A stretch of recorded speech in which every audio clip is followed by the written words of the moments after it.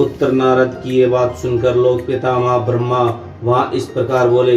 ब्रह्मा जी ने कहा, नारद देव शिरोमणि, तुम सदा समझ जगत के उपकार में ही लगे रहते हो। तुमने लोगों के हित की कामना से बहुत उत्तम बात पूछी है, जिसके सुनने संपूर्ण लोगों के समस्त पापों को क्षय हो जाता है। उस अनामय शिव तत्व का मैं तुमसे वर्णन करता हूँ। शिव तत्व का स्वरूप बड़ा ही उत्कृष्ट और उद्भूत है। जिस समय समस्त चराचर जगत नष्ट हो गया था, सर्वत्र केवल अंधकार ही अंधकार था। न सूर्य दिखाई देते थे, न चंद्रमा, अन्य ग्रहों और नक्षत्रों का भी पता नहीं था। न दिन होता था, न रात। अग्नि, पृथ्वी, वायु और जल की भी सत्ता नहीं थी। प्रधान तत्व अव्याकृत प्रकृति से रहित सूना आकाश मात्र शेष था। दूसरे किसी तेज की उपलब्धि नहीं होती थी। अदृष्ट आदि का भी अस्तित्व नहीं था। शब्द और स्पर्श भी साथ छोड़ चुके थे। गंध और स्वरूप भी अभिव्यक्त नहीं होती थी। रस भी अभाव हो जाता था। दिशाओं का भी भान नहीं होता था। इस प्रकार सब और निरंतर सूची भेद घोर अंधकार फैला हुआ था। उस समय तत्व ब्रह्म इस श्रुति में जो सत्य सुना जाता है, एकमात्र वही शेष था। जब वह ऐसा जो इत्यादि रूप में अदृष्ट होने वाली भावात्मक जगत नहीं था, उस समय एकमात्र वह सत्य शेष था, जिसे योगी जन अपने हृदय आकाश के भीतर निरंतर देखते थे। वह तत्व मन का विषय नहीं, वाणी की वहां भी पहुंच नहीं होती थी। वह नाम तथा रूप रंग से भी शून्य, वह स्थूल और कुछ न ह्रस्व न दीर्घ तथा लघु न गुरु। उसमें न कभी वृद्धि होती है न ह्रास।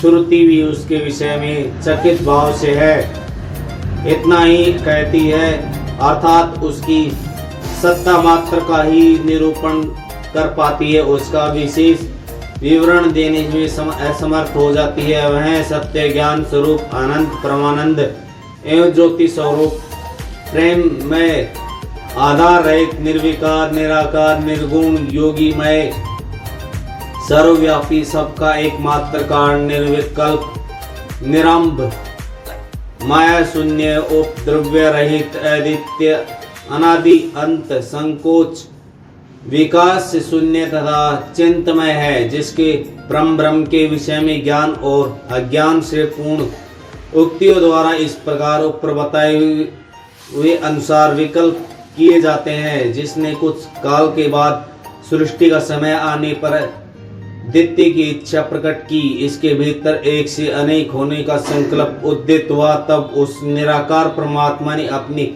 लीला शक्ति से अपने लिए मूर्ति आकार और कल्पना की। वह मूर्ति संपूर्ण ऐश्वर्य गुणों से संपन्न सर्व ज्ञानमयी शुंभ स्वरूप का सर्वव्यापनी सर्वरूपा सर्वदर्शनी सर्वकारणी सबकी एकमात्र वंदनीय सर्वदा सब कुछ देने वाली और संपूर्ण संस्कृतियों का केंद्र थी।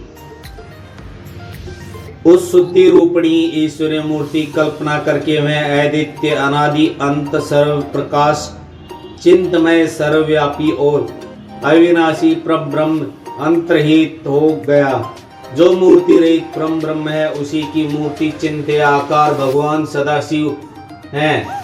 अवरेचीन और प्राचीन विद्वान उन्हीं को ईश्वर कहते हैं। उस समय एकाकी रहकर स्वेच्छानुसार विहार करने वाले उन सदाशिव ने अपने विग्रह से स्वयं ही एक स्वरूप भूता शक्ति प्रकट की, जो उसके अपने श्री अंग से कभी अलग न होने नहीं थी। उस पराशक्ति को प्रधान प्रकृति गुणवती माया बुद्धि तत्वों की जननी तथा विकार रहित बताया गया है। वह शक्ति अंबिका कही गई है, जिसको प्रकृति सर्वेश्वरी त्रिदेव जननी नित्या और मूलाकार भी कहते हैं। सदाशिव का द्वारा प्रकट की गई उस शक्ति के 8 भुजाएं उस शुभ लक्षणा देवी के मुख की शोभा विचित्र है। वह अकेली ही अपने मुखमंडल में सदा एक सहस्त्र चंद्रमाओं की क्रांति धारण करती है। नाना प्रकार के आभूषण उनके श्रीअंगों को शोभा बढ़ाते हैं। वह देवी नाना प्रकार की गतियों से संपन्न और अनेक प्रकार के अस्त्र शस्त्र धारण करती है। उसके खुले हुए नेत्र खिले हुए उसके कमल के समान जान पड़ते हैं। वह अचिंत्य तेज से जगमगाती है। वह सब योगिनी है और सदा उद्यमशील रहती है। एकानी होने पर भी वह माया योगावश अनेक हो जाती है। वे जो सदा शिव हैं उन्हें परम पुरुष ऐश्वर्य शिव शंभु और महेश्वर कहते हैं। वे अपने मस्तक पर आकाश गंगा को धारण करते हैं। उनके बाल देश में चंद्रमा शोभा पाते हैं। उसकी 5 मुख है और प्रत्येक मुख में 3 नेत्र हैं। उनका चित्त सदा प्रसन्न रहता है। वे इस भुजाओं से युक्त और त्रिशूलधारी उनके श्रीअंगों की शोभा कर्पूर के समान श्वेत गौर और अपने सारे अंगों में भस्म रमाए रहते हैं। उन काल रूपी ब्रह्म ने एक ही समय शक्तिनाथ शिव को लोक नामक क्षेत्र का निर्माण किया था। उस उत्तम क्षेत्र को ही काशी कहते हैं। वह परम निर्वाण या मोक्ष का स्थान है जो सबके ऊपर विराजमान है। वे प्रिया प्रियतम स्वरूप शक्ति और शिव जो परमानंद स्वरूप हैं उन मनोरम क्षेत्र में नित्य निवास करते हैं। काशीपुरी परमानंद स्वरूपिणी है। मुने शिव और शिवा ने प्रलय काल में भी कभी उस क्षेत्र को अपने सानिध्य से मुक्त नहीं किया। इसलिए सिर्फ विद्वान पुरुष उसे विमुक्त क्षेत्र के नाम से भी जानते हैं। वह क्षेत्र आनंद युक्त हेतु इसलिए पिनाकधारी शिव ने पहले उसका नाम आनंद वन रखा था। उसके बाद वह अविमुक्त नाम से प्रसिद्ध हुआ था। देवेश्वर एक समय उस आनंद वन में रमण करते हुए शिवा और शिव के मन में यह इच्छा हुई कि किसी दूसरे पुरुष की भी सृष्टि करनी चाहिए जिस पर वह सृष्टि संचालन का महान भार रखकर हम दोनों केवल काशी में रहकर इच्छा अनुसार विचरे और निर्माण धारण करें। वही पुरुष हमारे अनुग्रह सदा सबकी सृष्टि करे, पालन करे और वही अंत में सबका संहार भी करे।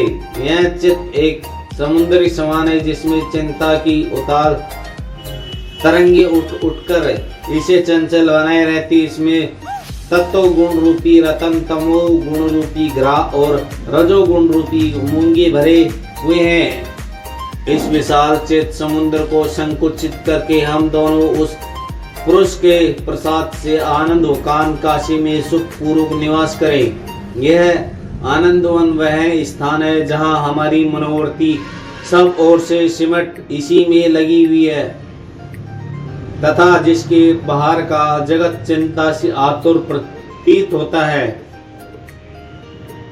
ऐसा निश्चित करके शक्ति सहित सर्वव्यापी परमेश्वर शिव ने अपने वाम भाग से 10वें अंक से अमृत जल मिला दिया। फिर वहां से एक पुरुष प्रकट हुआ जो तीनों लोकों के सबसे अधिक सुंदर था। वह शांत था जिसमें तत्वगुणी अधिकता थी तथा वह गंभीरता का अथाह सागर था। मुनि क्षमा नामक गुण से युक्त उस पुरुष के लिए ढूंढने पर भी वह कोई उपमा नहीं मिलती थी। उसकी कांति इंद्रनील मणि के समान श्याम थी। उसके अंग से दिव्य शोभा छटक रही थी और नेत्र पर फुलित कमल के समान शोभा पा रहे थे। श्रीअंगों पर स्वर्ण की सी कांति वाले 2 सुंदर रेशमी पीताम्बर शोभा दे रहे थे।